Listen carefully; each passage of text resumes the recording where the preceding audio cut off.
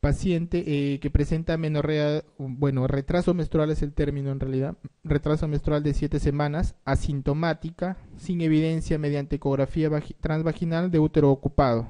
Se determina la fracción de beta coriónica humana obteniéndose cifra de 2500, ¿no? Ante estos datos, en primer lugar, habrá que pensar que entonces, como vemos, acá lo que va a mandar es la cifra de 2500, ¿no? Que ya sobrepasó, digamos, la barrera que se tiene para en la que se puede esperar todavía no detectar un embarazo intrauterino. Cuando ya pasa los 1500, sí o sí, si es que es un embarazo intrauterino, debe verse con la ecografía transvaginal dentro del útero. Si es que no lo ve, significa que el embarazo está en otro lado, ¿no? Entonces, esta mujer está cumpliendo con ese criterio, ya tiene 2500 y no se ve un embarazo dentro del útero. Entonces, ahora, pero hay que tener en cuenta que el detalle acá es que es una mujer asintomática, no ha tenido sangrado, ni tiene, ni, no, hasta el momento. Entonces, la primera alternativa, gestación de evolución normal correspondiente a la edad, a la menorrea, no, ¿no? Porque como les dije, con 2500 de beta y también con 7 semanas ya debería verse pues la gestación intraútero, incluso el embrión, ¿no? Gestación normal con menor tiempo de evolución del correspondiente a menorrea, no, tampoco, ¿no? Ya tiene 2500 de beta. Gestación ectópica de evolución asintomática, a ver, veo que ahí podrían tener dudas. El aborto precoz completo con expulsión total de restos ovulares intrauterinos y la otra, embarazo molar de inicio sin signos ecográficos intrauterinos. Generalmente pues ya debería verse, si es que fuera una mola, debería verse ya el patrón característico ecográfico, ¿no? Esa no es. Entonces lo único que podrías tener dudas es entre la C y la D, pero acá el detalle es que esta es una paciente asintomática, ¿no? Entonces, para que la paciente haya tenido un aborto precoz, debe haber tenido por lo menos un episodio de sangrado, ¿no? Pero esta paciente se ha mantenido asintomática desde el inicio. Entonces la respuesta acá es gestación ectópica de evolución asintomática, ¿no? ¿Estamos de acuerdo?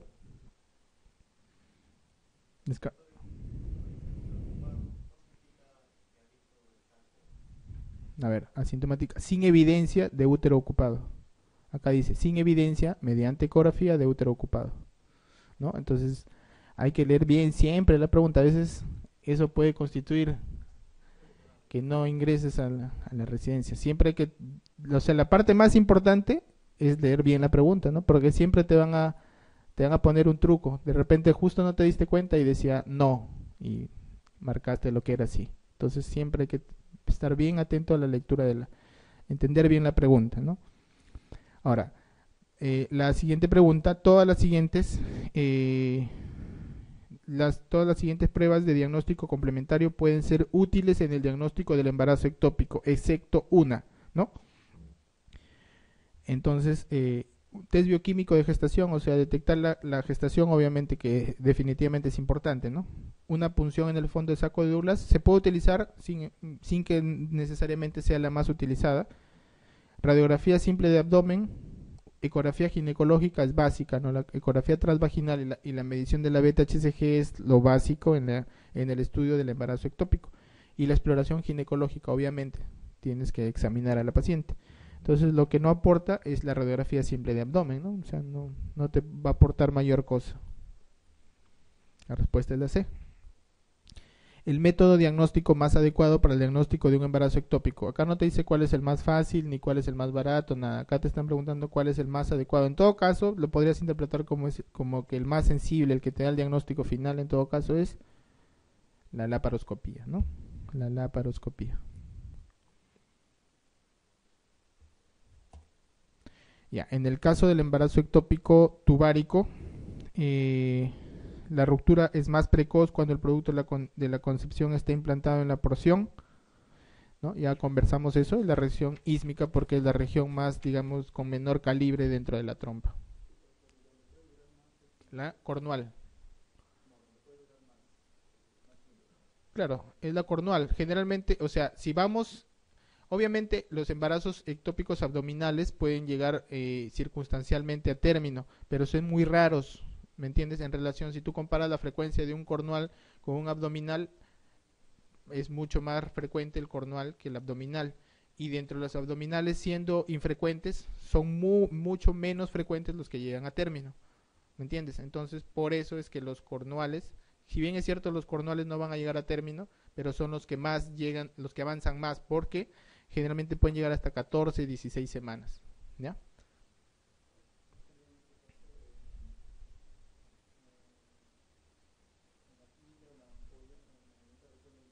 No, acuérdate que el cuerno es parte del útero. Si bien es cierto, no es exactamente la cavidad uterina, pero es parte del útero, tiene endometrio, ¿no? Y es una zona, digamos, tiene mayor, digamos, calibre. Mira, o sea, exactamente acá el intersticio corresponde hasta acá, ¿no? O sea, este espacio, no es solo esto, o sea, es también esto. Este es este es un dibujo esquemático nada más, pero también incluye esto. Es el cuerno, todo el cuerno. Puede ir desde acá hasta acá. O sea, si se ubica exactamente donde está el dibujo, obviamente que no. Pero acuérdate que para que se rompa tiene que invadir todo esto. Pues mira, prácticamente toda la zona del cuerpo uterino. ¿Me entiendes? Acá no va, acá prácticamente, mira, el grosor en todo caso de la pared de la trompa es pequeño, pero si está ubicado en el cuerno, va a tener que, para romperse, tiene que invadir miometrio, serosa. No sé si lo ves, mira. La pared es más gruesa, ¿no? Por eso es que puede progresar más sin romperse. ¿Sí? ¿Está entendido?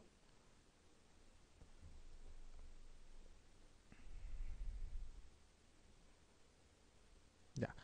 Vamos a hablar sobre lo que es la enfermedad trofoblástica gestacional. La enfermedad trofoblástica gestacional son una serie de tumores que van a derivar que se van a originar en la placenta, ¿no?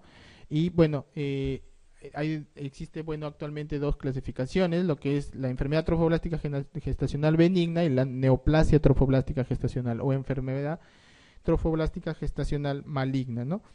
La clasificación existen, en realidad es hasta un poco confuso la clasificación anatomopatológica y la clasificación clínica, ¿no? La clínica, como le dije, benigna y maligna, ¿no? La anatomopatológica es la mola hidatiforme, pues, pudiendo ser esta completa o parcial. La mola invasora, que es cuando invade el miometrio, o sea, si la mola invadió el miometrio es mola invasora. El tumor trofoblástico del sitio placentario que se va a originar después de un parto normal, ¿no?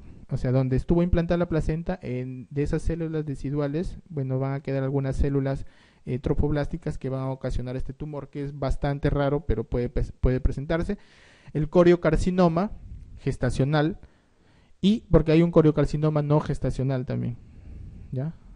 Cuando lean la parte correspondiente a tumores ováricos van a ver que hay un coriocarcinoma no gestacional. Pero esto se refiere al coriocarcinoma gestacional, y también hay un tumor epiteloide placentario, ¿no? De trofoblástico, pero también es mucho más raro, ¿no? Entonces, esa es la clasificación anatomopatológica. Cuando hablamos si estamos dentro de una mola, digamos, lo que nos confiere las características de alto riesgo es la presencia de una HCG urinaria mayor de 100.000, duración de la enfermedad más de 4 meses, cuando hay la presencia de metástasis hepáticas, la HCG sérica mayor de 40.000, embarazo que haya sido después de un embarazo a término, y cuando hay falla previa de la quimioterapia. Entonces, esa es una enfermedad trofoblástica metastásica de alto riesgo, ¿ya? Ahora, la fisiopatología, acuérdense, si hablamos de una mola completa, generalmente la carga genética va a derivar de la parte paterna, ¿ya? En esto, ¿qué pasa? Hay un ovocito cuyos cromosomas han sido desactivados, o sea, no tiene carga genética. Este espermatozoide ingresa y va a duplicar su carga genética, o sea, toda esta carga genética es solo paterna, ¿ya? Esa es la característica de la mola completa. La carga es paterna y a partir de ahí se va a empezar la duplicación. En cuanto a lo que es la mola parcial, generalmente va a aparecer lo que es el fenómeno de dispermia. El primero de acá, este primer fenómeno se llama androgénesis, ¿ya? Eso es androgénesis para la mola completa, dispermia para la mola incompleta. Entonces, acá generalmente va a haber más, obviamente el óvulo puede estar parcialmente inactivado o puede ser la fecundación por dos espermatozoides que van a duplicar o sea, quedan haploides dentro de la cavidad del ovocito, ¿no? Entonces, las posibles cargas genéticas son 69XXY, 69XXY, pero generalmente mezclando cromosomas paternos y maternos, a diferencia de la completa que son solo paternos, ¿ya? Entonces acá hay una tabla de diferenciación. En la mola completa 46XX, en la mola parcial XXX o 69XXY, ¿no? Acá esta diferenciación histológica es importante. Entonces acá todas las vellosidades son hidrópicas sin vellosidades normales. En la mola parcial puede haber vellosidades normales.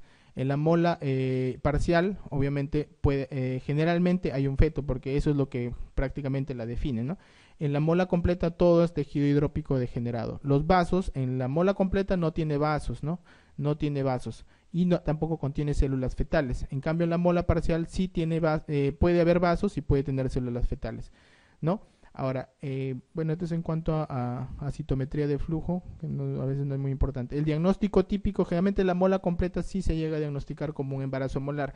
En la mola parcial a veces se puede diagnosticar como un aborto fallido. O sea, ese es un diagnóstico, generalmente se lo diagnostica así y después con la anatomía patológica se descubre que también que finalmente ha sido una mola parcial, ¿no? La mola completa puede llevar a secuelas malignas hasta el 20% y la parcial solo 4%. Eso es importante también. Entonces, esta es una de las preguntas que siempre viene. El síntoma más frecuente es la hemorragia vaginal, ¿ya? La hemorragia vaginal. Ahora, en cuanto a las manifestaciones clínicas de las pacientes con mola han variado a lo largo del tiempo, fundamentalmente por la aparición del control prenatal precoz, ¿no? Antiguamente, cuando no había control prenatal, entonces las pacientes llegaban en un estado de gestación avanzado, con sangrado, con todas las manifestaciones floridas de lo que puede ocurrir en una paciente con mola, ¿no? Una hiperemesis bastante severa, preeclampsia de aparición temprana, quistes de la teca luteínica, ¿no? Teca luteínicos, puede aparecer incluso pacientes con síntomas de tirotoxicosis, ¿no? Pero esos generalmente, bueno, digo, eso se veía hace 40, 50 años, ¿no? Actualmente, generalmente la paciente lo detecta en su primer control prenatal, incluso cuando está asintomática, ¿no? Toman la ecografía y detectan características ecográficas compatibles con MOL. Dentro de los síntomas que puede dar, el más común, hemorragia vaginal, ¿ya? Ahora, el útero también puede estar aumentado de tamaño, mayor a lo esperado para la edad gestacional, ¿no? Esto se presenta hasta en el 50% de los casos, el útero puede aumentar de tamaño más de lo normal. O sea, por ejemplo, si tiene 12 semanas, tiene, por ejemplo, 20 centímetros de altura uterina, ¿no? Que no corresponde. Eso también es un dato clave. Ahora, entonces el método de elección para el diagnóstico actualmente es la medición de la beta-HCG y la ecografía, ¿no? La ecografía, generalmente, si es mayor de 14, si lo tomas en una gestación de más de 14 semanas, el patrón clásico es de tormenta de nieve, ¿no? O panal de abeja, ¿no? Se va a ver una cavidad uterina ocupada por una masa heterogénea con múltiples cavidades quísticas, ¿no? Menos de 14 semanas puede confundirse con un aborto incompleto. Entonces, vamos a tener que realizar también determinaciones seriadas de beta-HCG. Puede realizar radiografía de tórax. Más adelante también vamos a ver por qué. Los quistes luteínicos de la teca ocurren un 25%, ¿ya? Esto se debe generalmente a la proliferación de estas células tecales por la sobreestimulación por la beta-HCG, que generalmente está en valores muy superiores a lo normal, ¿no? Ahora, entonces en el tratamiento de una mola completa generalmente se puede utilizar el legrado. De preferencia se realiza un legrado por succión. ¿Por qué no se hace un legrado cortante, digamos, con un legra cortante? Porque existe mayor riesgo de perforación uterina, ¿ya? Además también existe mayor riesgo durante el legrado, si lo haces con legra cortante, de una embolia trofoblástica, ¿ya? O sea, células trofoblásticas que ingresen en la circulación también aumenta el riesgo. Pacientes asintomáticas pueden evacuarse dentro de 24 a 48 horas de establecido el diagnóstico. Entonces existe riesgo significativo de perforación uterina. En las pacientes que no desean fertilidad se puede practicar una histerectomía, ¿no? Se puede practicar quimioterapia profiláctica. Recuerden que hay 20% de riesgo de que pueda acompañarse con una neoplasia trofoblástica gestacional, ¿no? Y generalmente esto va a reducir solo al 15 al 2% de las secuelas dejadas por esta neoplasia trofoblástica gestacional, ¿no? Generalmente la profilaxis se da con metrotexate. Profilaxis con metrotexate. Esto es importante. El seguimiento post-tratamiento es con mediciones seriadas de beta-HCG. Generalmente medimos una medida de beta-HCG basal Posterior a la evacuación, a las 48 horas se le toma una nueva beta-HCG. A partir de allí se controlan, por lo menos, para que se considere que la paciente tiene una evolución favorable, tiene que negativizarse la beta por lo menos en 3 semanas, ¿no? Si tú en 3 semanas ves que la beta es negativa, ya esa paciente prácticamente se ha recuperado, no se ha curado. Entonces, después de eso, la puedes controlar durante 6 meses en forma mensual o hasta un año, ¿no? Importante, esto es muy importante, que la paciente durante todo ese tiempo debe estar con anticoncepción. De preferencia, lo que se utilizan son los anticonceptivos orales, ¿ya? Anticonceptivos orales es el método de elección en las pacientes con mola idatiforme.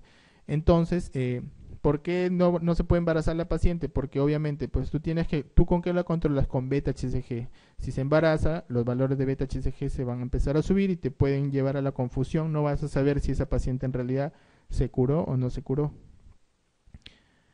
Ya, entonces el DIU de preferencia, bueno, en general, ya saben que una paciente con sangrado, que puede presentar la paciente con beta-HCG, no debe utilizar DIU, ¿no? Con sangrado de cualquier tipo, de cualquier origen en todo caso. Entonces, el metotrexate es el agente de elección para la quimioterapia, pero cuando ya es una enfermedad metastásica de mal pronóstico, o sea, cualquier neoplasia trofoblástica gestacional, generalmente se utiliza lo que se llama el esquema MAC, ¿no? Metotrexate, actinomicina y ciclofosfamida, es el esquema MAC. En algunos casos también se puede utilizar la cirugía, no la histerectomía. Entonces, para que tú sospeches de neoplasia trofoblástica gestacional, generalmente, acuérdate que después de la evacuación de la mola tienes que hacerle controles de beta-HCG. Entonces, cuando sospechas que esta paciente tiene una neoplasia, cuando la meseta, la beta-HCG, dura 4 mediciones en un periodo de 3 semanas o más. Es decir, cuando la beta no disminuye, ¿no? Se mantiene en el mismo nivel durante 3 semanas, cuando lo normal, si la paciente va bien, debería negativizarse en esas 3 semanas. O cuando hay incremento de la beta-HCG en 3 mediciones semanales consecutivas o más en un periodo de 2 semanas o más. La beta-HCG, si la beta-HCG permanece elevada por 6 meses o más, o permanece positiva, ¿no? O sea, si permanece valores por encima de 5 miliunidades internacionales, también se considera que por 6 meses esa paciente tiene una neoplasia trofoblástica gestacional. Y obviamente, si es que el tejido extraído del grado por aspiración da como resultado en la anatomía patológica un coriocarcinoma, ¿no? También eso es diagnóstico. Bueno, este es un poco más confuso este esquema, pero no creo que sea necesario. Entonces vamos a las preguntas. La primera pregunta nos dice, ¿cuál de los siguientes métodos diagnósticos es el esencial para el seguimiento y control de una paciente que ha sido sometida a evacuación en una mola idatiforme por vía vaginal? Entonces, radiografía de tórax, no. Ecografía con sonda vaginal, tampoco. Dosificación de beta-HCG en suero, ¿no? Allá les dijimos cómo debería medirse la beta-HCG en una paciente después de haber sido sometida a una evacuación por mola idatiforme. Sea 125 y estriol en orina no tienen nada que ver, ¿no? Siguiente pregunta. Una mujer en su 4º mes de embarazo comienza a sangrar y el médico le detecta un útero más grande que el esperado para su edad gestacional. Ahí tienes un dato. Decide interrumpir el embarazo y le practica un legrado, ¿no? El patólogo, al examinar la muestra, observa numerosos quistes avasculares, ¿no? Con proliferación significativa del trofoblasto. No hay feto y no se detecta invasión del miometrio. Entonces, ¿cuál será el diagnóstico? ¿Mola invasiva? No, porque dice que no hay invasión del miometrio. Recuerden, mola invasiva, invasión del miometrio. ¿Mola parcial? No, porque acá dicen que no hay feto. En la mola parcial hay feto y también en la mola parcial hay vasos generalmente, no hay vasos placentarios. En la mola idatiforme completa no hay feto y tampoco hay vasos placentarios. Tumor trofoblástico del lecho placentario, no, como dije, generalmente eso es posterior a un parto. Y el coriocarcinoma tampoco, ¿no? Porque no lo han determinado en la anatomía patológica. Entonces la respuesta, mola completa, ¿no? Mujer de 21 años con amenorrea de 12 semanas, prueba de embarazo positiva y cuadro de mesis gravídica. Acude a consulta por presentar metrorragia moderada. En la exploración se encuentra un útero mayor que la menorrea, ausencia de latido fetal y ecografía característica de mola vesicular. Radiografía de tórax, no hay evidencia de metástasis. El tratamiento indicado es la evacuación uterina, que debería ser seguido de... Entonces, acuérdense, el seguimiento es con beta-HCG, ¿no? No hay mucha dificultad en esa pregunta. Primigesta de 32 años que acude a urgencias refiriendo sangrado genital y prueba de embarazo en farmacia positiva. Se realiza exploración ginecológica, los hallazgos ecográficos y analíticos sugieren el diagnóstico de mola. El tratamiento de elección, entonces, en toda paciente con una mola edatiforme, lo primero que se debe hacer es la evacuación, ¿no? La evacuación, ese es el tratamiento. Ahora, acá hay dos alternativas que nos hablan de evacuación, ¿no? El legrado uterino y el legrado por aspiración. Como les dije, de preferencia es el legrado por aspiración, porque el legrado uterino con legra cortante, que es la legra de Recamir, generalmente conlleva mayor riesgo de perforación y mayor riesgo de embolia trofoblástica. Primigesta de 25 años, que presenta sangrado vaginal irregular. El título de beta-HCG es de 35.000. El útero es normal y en su interior aparece una lesión ecográfica que sugiere enfermedad trofoblástica. Se realiza el legrado con resultado de neoplasia trofoblástica gestacional. El estudio de extensión es negativo. La actitud terapéutica es, entonces, no hacer nada, obviamente que no, ¿no? Ahora, seguimiento sin tratamiento. Acuérdense, esta paciente ya tiene un diagnóstico ya de anatomía patológica de neoplasia trofoblástica gestacional. Cuando hay una neoplasia trofoblástica gestacional, o sea, siempre el tratamiento tiene que ser quimioterapia, siempre. Ahora, a veces también puede ser histerectomía, pero en la decisión o no de una histerectomía influye mucho los deseos genésicos y la edad, ¿no? O sea, la edad es el principal determinante. Si tenemos una paciente por encima de 40 años, la histerectomía está indicada, ¿no? Y obviamente con el consentimiento de la paciente o una paciente que ya cumplió sus deseos genésicos, ¿no? Si ya tiene los hijos que ella considera, entonces se puede optar por la histerectomía. Pero tenemos en cuenta que esta paciente es primigesta y tiene 25 años, ¿no? Entonces acá no cabe la histerectomía. Entonces solo optamos por quimioterapia. En neoplasia trofoblástica gestacional, quimioterapia bajo el esquema de MAC, ¿no? Metrotexate, actinomicina y ciclofosfamida. Como prevención, que también hay quimioprofilaxis, es solo metrotexate, ¿ya? En molas de alto riesgo, que ya lo habíamos dicho cuáles son las pacientes que tienen mola de alto riesgo. Mujer embarazada de 11 semanas que lleva 3 días de sangrado por genitales con muchas náuseas, útero mayor que su amenorrea y unos valores de beta-HCG muy elevados. ¿Cuál de las siguientes patologías debe pensarse? Creo que ya es más que obvio, ¿no? Si tiene, bueno, toda la sintomatología de un embarazo, pero en forma exagerada, ¿no? Entonces eso corresponde clínicamente a una mola hidatiforme, ¿no? Recuerden que la mola hidatiforme, los valores de beta-HCG están de HCG en general están muy por encima de los valores normales.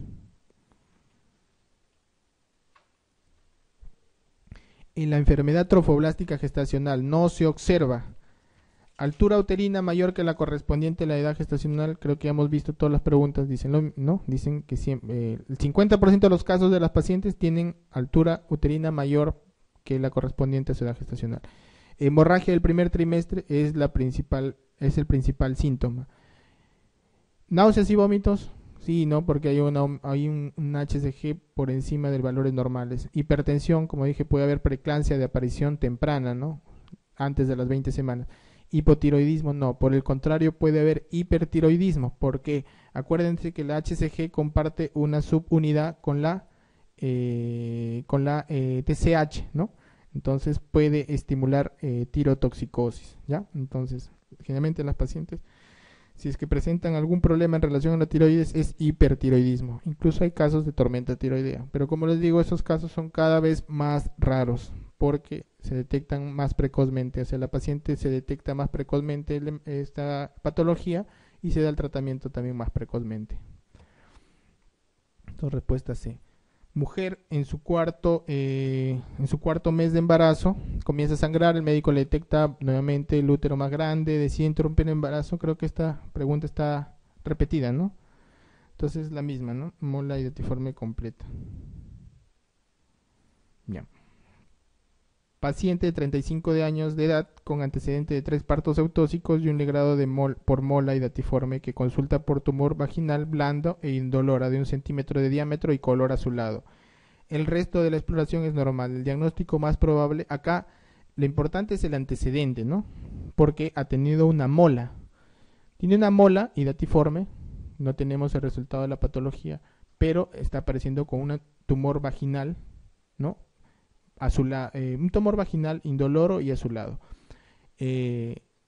Acuérdense, los sitios a donde da metástasis la enfermedad trofoblástica gestacional maligna, punto 1 es el pulmón, puede dar metástasis al hígado, puede dar metástasis al cerebro y puede dar metástasis a la vagina, ¿ya? Entonces esos son los sitios. De lo más común, el pulmón, hígado, cerebro, vagina, ¿ya? Entonces, en este caso, dado el antecedente de la paciente, la respuesta es la metástasis vaginal de una enfermedad trofoblástica. ¿Existe endometriosis vaginal? Existe, pero es muy, muy raro. Chancro blando no tiene nada que ver acá. Absceso de la glándula Bartolino tampoco, ¿no? El rhabdomyosarcoma de vagina generalmente es un tumor de pacientes premenárquicas, ¿ya?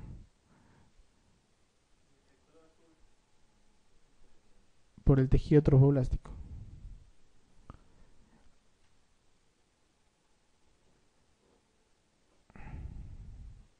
Acuérdate que puede haber, podría haber, pero realmente es por el estado de hiperemesis. Es como el signo de Charwin, ¿no? En la vagina se torna azul ante la hiperemia que producen los estrógenos. Algo parecido es acá, ¿no? Por la hiperemia del tejido trofoblástico.